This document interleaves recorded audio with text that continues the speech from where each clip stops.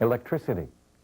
According to George W. Norris, electricity is the greatest gift since salvation was made free to the human race. And he fought hard to give that gift to Americans. He dared to dream the great dream of bringing light and power to the land. As principal author of the legislation creating the Tennessee Valley Authority in 1933, and a forerunner of rural electrification in America, Norris is marked in history as one of America's truly great and progressive national legislators. However, rural America remembers him today as the one who brought power to the people. I was thinking then that with the TVA as a model, the United States would move forward to the construction of similar projects on all the streams of the country where it was practical to preserve and protect the natural resources effectively and economically, and at the same time provide electrical power. Power, in reality, was not the first consideration of the TVA or of any bill that I introduced. The first and most important objective was the control of floodwaters.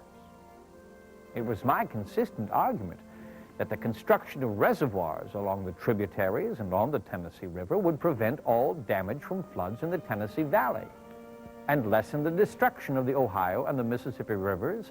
And if at the same time power can be produced, why not do it? Even in my own state of Nebraska, and in all of the Great Plains area, for example, there were rivers which frequently became unruly in flood season. And in those same valleys, a few weeks later, crops were destroyed by drought. And the events took place in all the Great Plains, stretching all the way to the foothills of the Rockies. Because of this, the need for irrigation probably would be the most important consideration. A dam that holds back water for irrigation makes its contribution to the prevention of floods and may be released in such a way as to produce electric power. We commit an economic sin, a folly, if we build large dams to control floods, improve navigation, or irrigate the fertile soil of the western plains without utilizing the water to produce electric power at the same time. And all these beneficial uses should be involved in every act that attempts to restore and conserve the natural resources of the United States. Cheap hydroelectric power has brought great financial progress because then the ordinary customer can afford to use more electricity. And I had come to the conclusion that many of the streams in the United States, flowing from the mountains through the meadows to the sea, presented an opportunity for the homes and factories of the nation. I knew falling water, when properly harnessed, generated what men, for want of a better name, have called electricity. Its secret is but partially known and understood by science, but its service to mankind is recognized, relieving men and women of drudgery which cannot be discharged in any other way. At the door of every home in America, there is a new servant asking for admission. Her name is Miss Electricity. She comes from the mountain streams. She comes from the great coal fields of America. She is asking to do the drudgery of housekeeping. She will do all the washing, all the ironing. She will light the home. She will do all the cleaning about the house. She will wash the dishes and do the cooking and baking, clean the carpets, drive away the discomfort of heat in summer, and abolish the rigors of cold in coming spring and departing autumn. She will ask for no Thursday off. She will not expect to go to the movies. The harder she works and the harder she toils, the happier she will be, and the less she will charge. She will work 24 hours a day for less per hour than for 12 hours a day. She never complains. She never falters. She never rests. She never sleeps. She has only one object, and that is to bring happiness, comfort, and pleasure to all the people. When I became a member of the House of Representatives in 1902, many residents in my hometown of McCook, Nebraska were lighted by electricity. 33 years later, when Franklin Roosevelt signed the Rural Electrification Act, only 10% of American farms had the benefit of electricity. In the United States, rural electrification was in a tug of war between the interests of private industry and public good. The private electric power industry said it was too costly to furnish farmers with power and concluded that farmers had little use for electricity. Farmers, however, needed electric refrigeration, electric heating for animals and fowl, electric water pumping, and a variety of domestic uses for electricity. I know.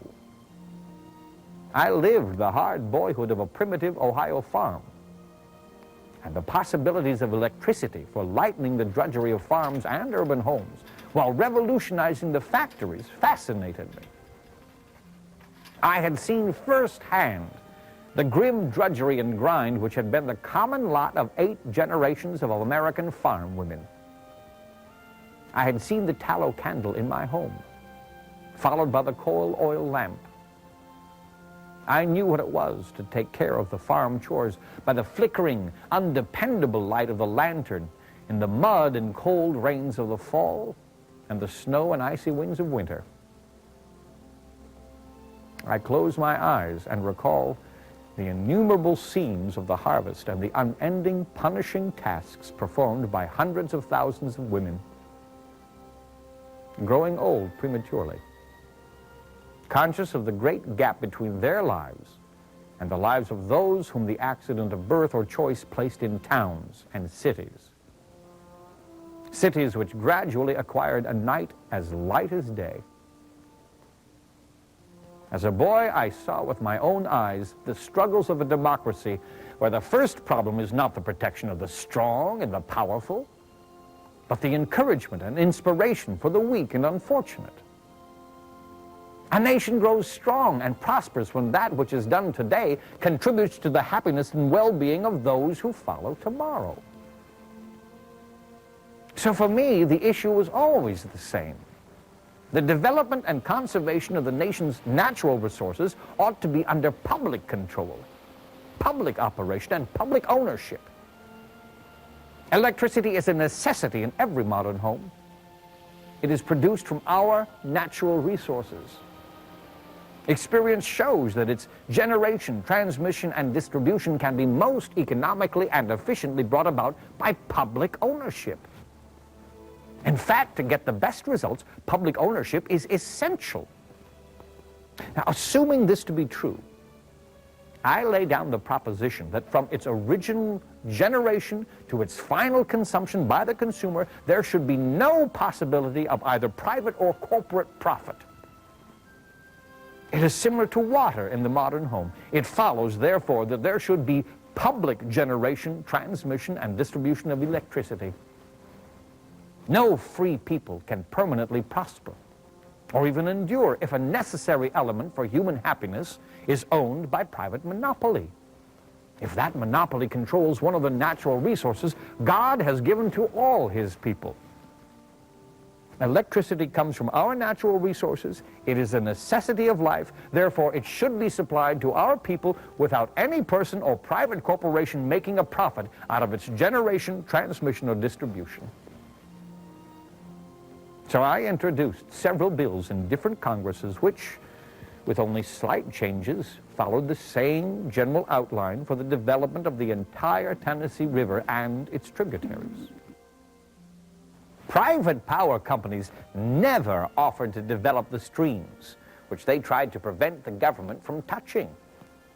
In fact, no private corporation ever organized under any law has been large enough to handle the conservation of all natural resources. And yet bids from the private corporations for purchasing Muscle Shoals and Wilson Dam received much public approval. You see, the early 20s brought the American people to their knees in worship at the shrine of private business and industry. It was said and accepted without question by millions of Americans that private enterprise could do no wrong. That philosophy dominated Congress, and even more, it had the unmistakable support of the American people. I was bothered by Henry Ford's offer to buy Muscle Shoals and was burned in effigy at times because of my fight against it.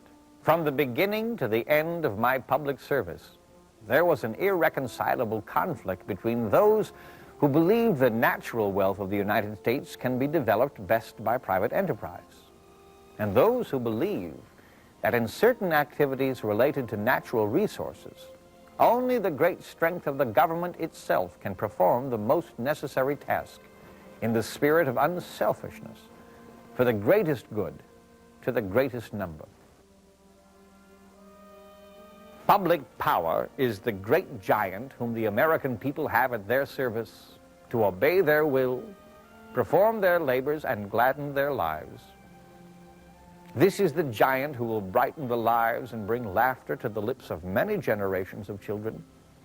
And this giant, striding across America, begetting stalwart sons in other river valleys, will fight the battle of the American people to realize the hopes of happiness to which all people aspire.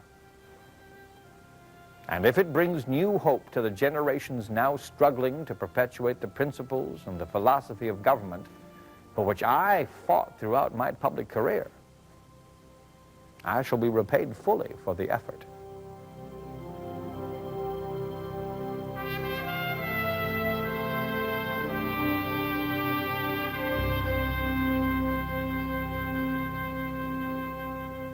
George Norris dared to dream the great dream of bringing light and power to the land.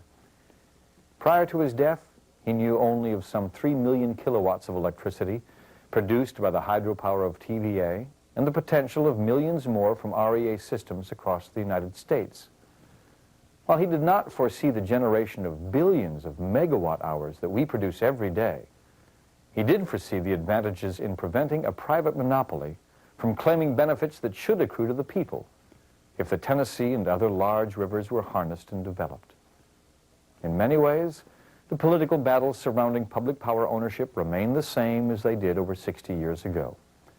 Private interests versus public ownership, which is the better choice for Americans.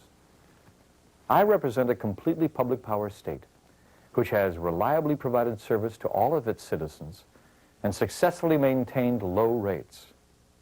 It was the Nebraska legislature's faith in public power that led our state to take that course. We had faith that an industry owned by the people it served would unselfishly serve them. Norris's unselfish faith, and ours, should we wish to uphold it, will prove to be America's greatest resource in the challenging years ahead.